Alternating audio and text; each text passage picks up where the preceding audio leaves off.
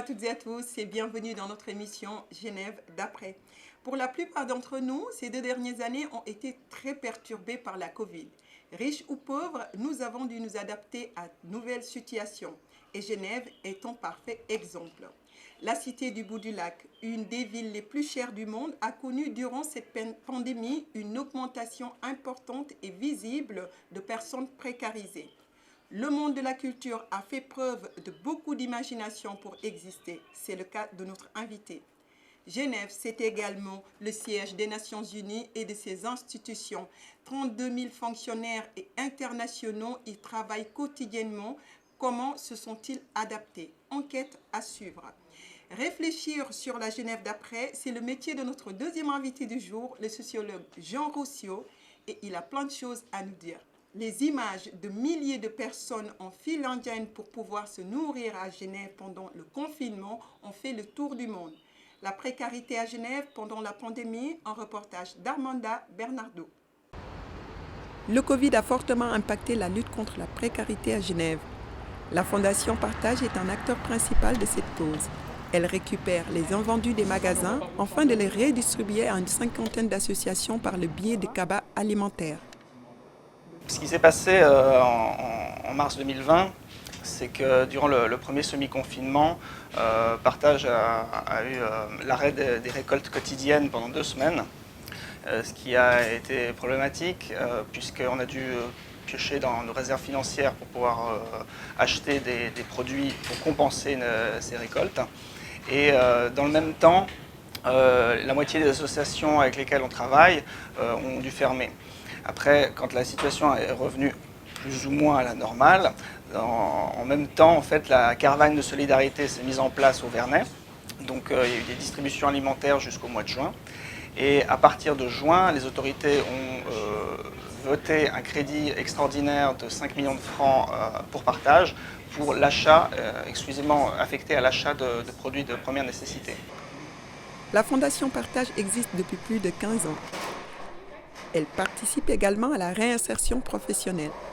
Suite au Covid, son budget d'achat est passé de 300 000 francs en 2019 et à 9 millions de francs en 2021. Parce que la précarité ayant augmenté, les bénéficiaires des associations qu'on fournit ont aussi augmenté. Pour vous donner un exemple, on était en 2019 à peu près à 9 000 personnes aidées par semaine, un petit peu plus. Et là, au plus fort de la crise, on était monté jusqu'à près de 16 000. Et les derniers chiffres qui concernent décembre 2020 sont à peu près à 13 200 personnes par semaine. L'association suisse GAM Solidarité est l'une des bénéficiaires des cabas. Elle en distribue 80 par semaine. Elle prépare et offre aussi des repas chauds dans le quartier de Paki, quartier qui connaissait déjà un fort taux de précarité permanente avant le Covid, selon l'association. La pandémie a augmenté le nombre de bénéficiaires. Ça a jeté une lumière sur des gens qui avaient une situation déjà un peu précaire, mais qui s'en sortaient. Par exemple, dans l'économie domestique, du jour au lendemain, des gens comme les femmes de ménage, les jardiniers, des professions comme ça se sont retrouvés sans emploi. Sans compter les indépendants qui ont des situations parfois sur le fil. Et puis, même avant la crise, on avait à peu près une personne sur 4 qui, après avoir payé ses factures, il ne lui restait plus rien. Donc la crise, en fait, a révélé certaines choses et surtout, elle a fait éclater toutes les personnes qui étaient justement, comme je dis, sur le fil, tout d'un coup se sont retrouvées dans la précarité. Et puis, sans compter aussi les retraités qui parfois ont des pensions assez maigres, puis pour certains n'ont pas droit aux prestations complémentaires. Et le fait de pouvoir avoir une aide alimentaire, c'est déjà ça de moins à sortir par mois.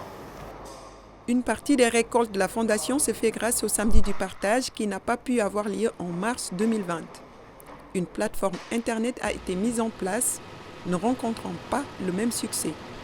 Heureusement, l'édition de novembre 2020 a eu lieu et elle a très bien marché. Les Genevois ont très bien joué le jeu.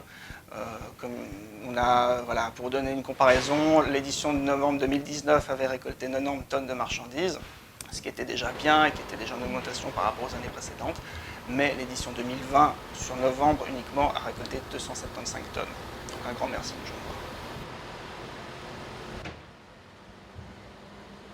Ce reportage est très poignant, Armanda. Peut-on dire qu'on découvre une Genève bien peu connue? Eh ben, le grand public, oui, il a découvert quelque chose, mais l'État et les associations, non, ils sont au courant de cette précarité depuis très longtemps. L'édition 2021 Samedi du Partage a bien eu lieu récemment, les 4 et les 5 juin. Les Genevois ont-ils été généreux? Les Genevois ont répondu présent. Les bénévoles ont récolté 201 tonnes de produits alimentaires et d'articles d'hygiène.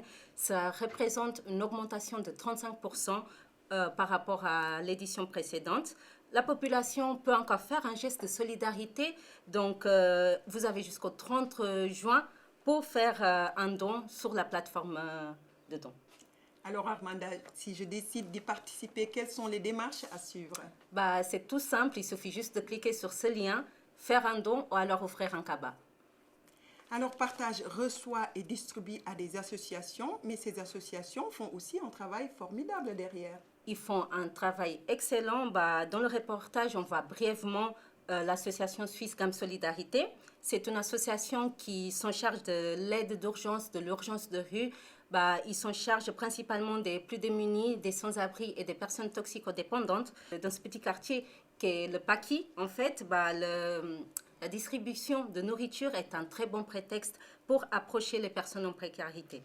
Leur travail est de renseigner et d'orienter, c'est-à-dire ils aident les bénéficiaires à remplir des documents et des formulaires qui leur permettent de mettre en lien avec l'État et les associations concernées.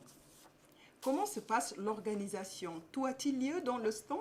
Oui, tout se passe dans le stand. Le stand est tenu par 4 personnes. Il fonctionne principalement sur la base du bénévolat participatif. Donc, ce sont les bénéficiaires qui aident l'association. Cela les permet de s'intégrer dans le monde de l'action solidaire et de les insérer dans le monde du travail. Concernant les repas chauds, l'association Suisse Gamme Solidarité reçoit des cabas tous les jours, en fait, et ils fabriquent eux-mêmes les repas chauds. Donc, ils reçoivent 80 colis par semaine et ils distribuent aux personnes les plus proches de l'association. Et c'est grâce à ce petit effet de village, en fait, qu'il y a dans le quartier des Paquis, que l'association arrive à approcher et à toucher les personnes que les services sociaux n'arriveront jamais à atteindre. Une précarité avec un visage caché jusque-là, Armanda? On peut dire que oui, parce qu'en fait, il nous a expliqué en fait que la précarité à Genève est déjà connue depuis très longtemps. La différence entre la précarité permanente et la précarité due au Covid, elle a juste accentué en fait cette réalité parce qu'elle a toujours existé dans notre canton. L'association a également remarqué qu'il y a de plus en plus de monde qui vient chercher des repas dans le stand et ils ont aussi constaté en fait un changement de bénéficiaires. Donc, ils espèrent de tout cœur que cette situation soit provisoire. Nous le leur souhaitons aussi. Où on peut les trouver? Alors, le stand, il est au quartier des Paquis, tous les jours sauf le dimanche. Donc, le lundi et le samedi, ils sont à la place des Navigations. Le mardi, jeudi et vendredi à la rue du Môle et le mercredi à la rue de Zurich. Armanda, Suisse Gamme Solidarité n'est pas la seule association que tu es allée visiter. Je suis allée aussi au bateau Genève. Pour ceux qui ne savaient pas, le bateau aussi est un bénéficiaire de la Fondation Partage. Pour faire simple, ils ont un concept d'insertion sociale, lutte contre la précarité comme l'association précédente, mais dans une plus grande échelle. L'année dernière, bien sûr, ils ont aussi été touchés par la crise sanitaire, mais ils ont réussi à accomplir et à jouer leur rôle social. Donc, ils ont distribué 22 tonnes de nourriture, 25 000 petits déjeuners et ils ont réalisé 23 pasta parties. Le bateau est aussi un lieu culturel. Comment sont-ils sortis sans spectacle? Ils ont dû se réinventer comme tout le monde. Donc, privé de concert, ils ont créé la radio pirate qui a permis à des artistes d'enregistrer dans le bateau. Ce projet est disponible au CD. Vous pouvez vous le procurer directement au bateau Genève à la Bouvette. Si vous venez de nous rejoindre, je vous rappelle que vous suivez toujours notre émission La Genève d'après. Armanda, je crois que vous avez un invité pour nous. Oui, mon invité s'appelle Sam Zwigart, un membre du collectif WAF 33. et il nous expliquera son projet de live stream, que sont des rediffusions en direct de plateformes en ligne. Bonjour Sam. Bonjour, merci de me recevoir. Alors, pourriez-vous juste nous présenter votre projet en quelques mots? Oui, alors WAF33, c'est une poignée d'amis qui se retrouvent autour d'un projet. Notre but étant de promouvoir les ressources artistiques locales et plus. On a commencé par intégrer le salon de tatouage 33 tours, d'où le nom WAF33. Et c'est comme ça qu'on opère. Alors, qu'est-ce qui a changé avec le confinement? Alors le confinement, il nous a permis de s'élever en fait dans notre projet et d'avoir une collaboration en fait avec différents acteurs culturels de la ville de Genève, notamment Bongo Joe, le Zoo de l'usine et la Gravière. Donc ensemble, pendant le premier confinement, on a fait des live streaming quotidiens. Donc tous les jours, on avait différents intervenants qui venaient nous présenter leur art, notamment le DJing principalement, et plus aussi. Avec la sortie de la crise, quelles sont les perspectives aujourd'hui? Alors les perspectives sont d'augmenter la fréquence. On a récemment intégré un local au Sentier des Saules qui nous permet en fait chaque samedi de 14h à 20h de donner des émissions et de continuer. On a pour objectif pour la suite de s'implanter et de mettre un pied en fait dans un établissement ou dans des locaux pour pouvoir être libre et indépendant. Merci Sam d'être passé. Merci Merci. Armanda. La pandémie a frappé tout le monde, les jeunes voix les plus précaires, mais également des milliers de fonctionnaires, délégués, journalistes et membres des ONG qui composent la fameuse Genève internationale. Un milieu certes privilégié, mais qui a dû aussi s'adapter. Comment la Genève internationale, qui d'habitude grouille de monde en provenance des 4 coins de la planète, a fait face à la Covid-19 et aux mesures de confinement? Un reportage de Benjamin Joyeux et de Janice Beck. La Genève internationale, c'est 42 organisations pour environ 32 000 fonctionnaires, diplomates et représentants de la société civile, originaires de 177 États. Cet écosystème unique a dû, comme le reste du monde, faire face à la pandémie de Covid-19 à partir de mars 2020. Comment tout un secteur qui par définition se déplace en permanence aux 4 coins de la planète s'est adapté au confinement, aux règles sanitaires drastiques imposées par la maladie? Les employés de la Genève internationale qui arrivent pour travailler ici, on a dans une année normale à peu près 1500 ménages. À partir du mois de mars, on a eu plus 0 délégué de passage pour venir participer aux conférences. De l'autre côté, des ONG, on a eu plus de demandes, de questions qu'avant, parce que tout d'un coup, les ONG ne savaient pas comment faire pour avoir l'aide du gouvernement suisse du canton. Une partie des ONG ne parle pas français, donc tout d'un coup, on a été confronté à beaucoup plus de sollicitations et de demandes. Du côté des institutions internationales, le Palais des Nations, quartier général européen de l'ONU, accueille d'habitude environ 8000 réunions, près de 600 grandes conférences et 100 000 visiteurs par an. Mais à partir de la mi-mars 2020, celui-ci est totalement déserté. Une situation pas facile à vivre, notamment pour les personnes seules, n'ayant de relations sociales que par le biais de leur travail. Le social manquait, c'est les gens qui sont seuls, qui n'avaient plus de contact, pour eux c'était plus dur. Donc on a aussi, moi j'ai beaucoup veillé à ce que chaque superviseur puisse identifier les gens qui vont bien et les gens qui ne vont pas bien. Beaucoup de jeunes voix locaux se sentaient aussi très impactés par la situation. Et j'ai l'impression que les internationaux, c'est probablement dans la même situation. Avec le confinement dû à la pandémie et l'impossibilité de se rendre sur son lieu de travail, très vite, les réunions virtuelles se sont multipliées. Elles ont alors pris le pas sur les rencontres réelles, avec finalement des côtés très positifs. Tout d'un coup, on a commencé à avoir beaucoup plus de monde dans nos réunions. Et parce que les gens pouvaient se connecter de n'importe où. Et donc, c'était beaucoup plus intéressant, en fait, parce qu'on a touché des gens que généralement on ne touche pas. Ils ne sont pas physiquement à Genève. Ils ont beau envoyer une note du pays via la mission ici à Genève. Enfin bon, c'est quand même un peu très indirect. Et là, on a eu des acteurs en live. Et surtout, ce qui était très important, on avait des gens de l'extérieur de Genève qui participaient à ces conférences. Assez vite, les gens ont vraiment pris ça comme un défi. Les réunions virtuelles ont même parfois pu offrir des moments de distraction bienvenus face à la gravité de la situation. Donc c'était un peu folklorique parce qu'on voyait de temps en temps un gosse ou un chien qui aboie, un coq qui crie dehors. Enfin, c'est assez drôle parce qu'on a découvert les intérieurs de chez chacun. Finalement, cette pandémie fut peut-être un mal pour un bien, une situation exceptionnelle ayant nécessité de l'adaptation pour une plus grande efficacité au travail. Oui, meilleure productivité, très grand engagement de la plupart des staffs qui ont travaillé aussi le soir, différemment, qui se sont vraiment bien adaptés. On a beaucoup appris, ça c'est une évidence. On a beaucoup travaillé et bien travaillé. Et je pense que ça va évidemment laisser des traces. Ça c'est sûr et certain. Pour la Genève internationale, le monde d'après ne sera donc pas tout à fait comme avant. Bonjour Jeanne Beg. Bonjour Aminata. Que pensez-vous du reportage? La Genève internationale a dû, comme tout le monde, changer son mode de fonctionnement pour s'adapter à la pandémie. Côté négatif, la disparition pendant des mois des relations sociales qui font le charme de la vie professionnelle. Côté positif, une plus grande facilité de participation sur les plateformes virtuelles pour des gens du monde entier, qui pouvaient avant être freinés par les difficultés et les coûts de déplacement international.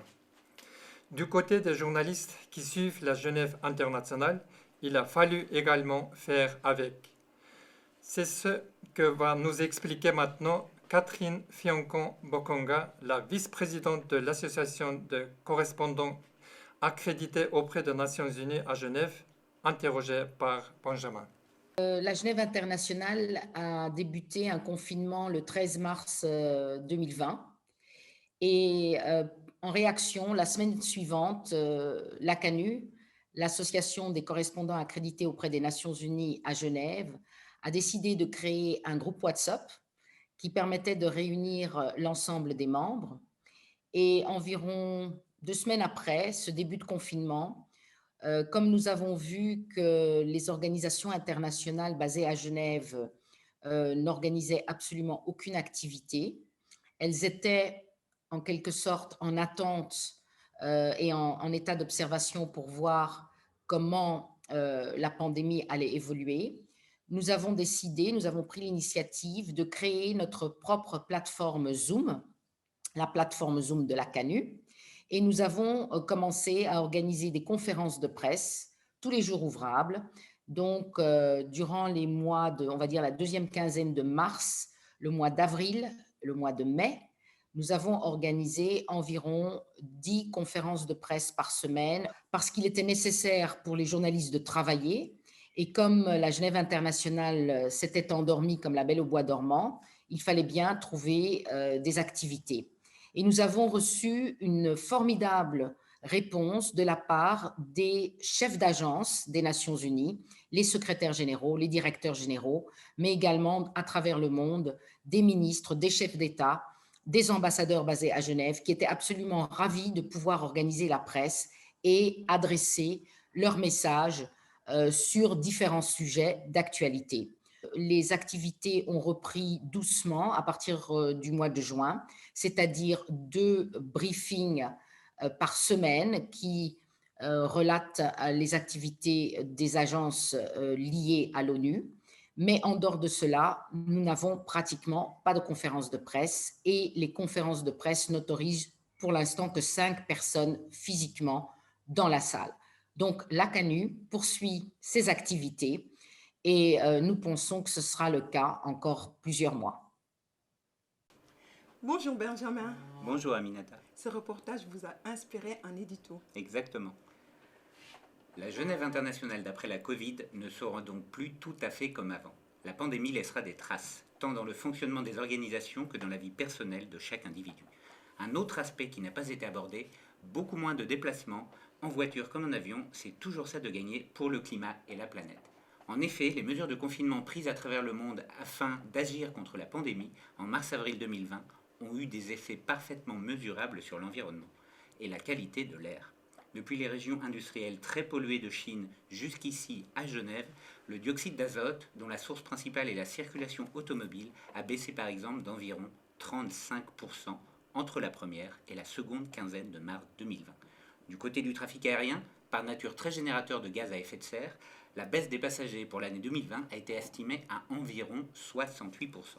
Un drame certes pour les professionnels du secteur, mais une baisse drastique des vols bénéfique en termes de pollution. Mais peut-on continuer à opposer de la sorte écologie et économie? Cette pandémie n'est-elle pas aussi une opportunité pour repenser l'ensemble de nos activités? On a beaucoup parlé du fameux monde d'après pendant le premier confinement. Alors, au sortir de la pandémie, peut-on parler de la Genève d'après? Imaginez la Genève d'après, c'est ce que fait notre invité du jour, Jean Rossiot, sociologue et ancien député vert au Grand Conseil de Genève, et notamment l'initiateur de la monnaie locale transfrontalière, le Léman. Bonjour, Monsieur Rossiot. Est-ce que cette période était difficile pour vous? À titre personnel, Oui. à titre personnel, j'ai la chance d'être un peu privilégié, comme beaucoup de Genevois de classe moyenne. Donc, ce n'était pas une période très difficile, une période plutôt calme. Et évidemment, les revenus ont été diminués parce que je travaille sur mandat. Au Parlement, on a continué à travailler, mais on est un Parlement de milice. Donc, ça n'a pas changé grand-chose, un petit peu moins de revenus. Mais ça a été surtout une période très intéressante pour essayer de comprendre comment le monde pouvait s'arrêter et comment l'économie pouvait s'arrêter et comment on pouvait essayer, comme on l'a démontré avec une vidéo qu'on a tournée avec ZEP, de ne pas recommencer comme avant. Alors du coup, est-ce que cette histoire de monde d'après dont on a tant parlé pendant le premier confinement, pour Genève, est-ce qu'il y a réellement aujourd'hui une Genève d'après? Alors aujourd'hui, il n'y a pas une Genève d'après, puisque tout le monde essaye de revenir à la Genève d'avant. Mais je pense qu'on est vraiment dans une situation qui est intéressante à ce propos. Je reviens sur l'anecdote que je citais tout à l'heure avec ZEP. On était en plein confinement au mois de février ou mars de l'année 2020. Et Philippe Chapuis, que je ne connaissais pas, m'appelle en disant « Écoutez, l'histoire que nous raconte le Conseil fédéral, l'histoire que nous racontent les gouvernements du monde entier n'est pas une histoire à laquelle je crois. C'est pas une histoire qui me fait rêver. Par contre, l'histoire que vous racontez avec la monnaie du Léman, ça me fait rêver et ça a de l'avenir.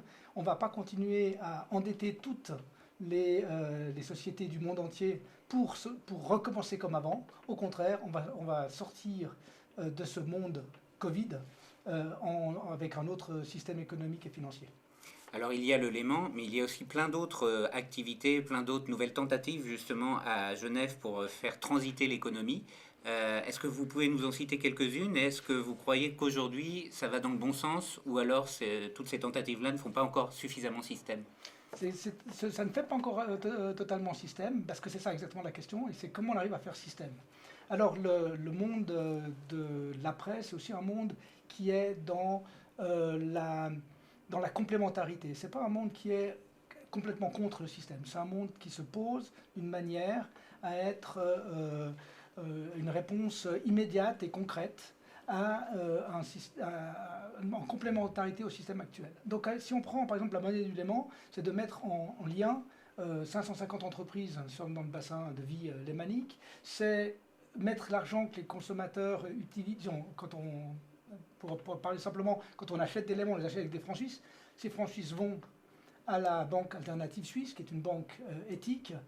Nous, les réinvestissements dans des projets d'économie sociale et solidaire, et la Chambre de l'économie sociale et solidaire, le réseau de l'économie sociale et solidaire, fait partie des entreprises qui soutiennent le Léman. Tout ça est un écosystème, et cet écosystème est un système parallèle qui démontre une certaine résilience au moment où il y a une grande crise financière, économique, ou là, une crise économique qui est liée à la gestion du Covid. Merci, Monsieur Rossiot, d'être passé. Merci, chers téléspectateurs. On remercie toute l'équipe de la réalisation. J'espère que cette émission vous a plu. À très bientôt.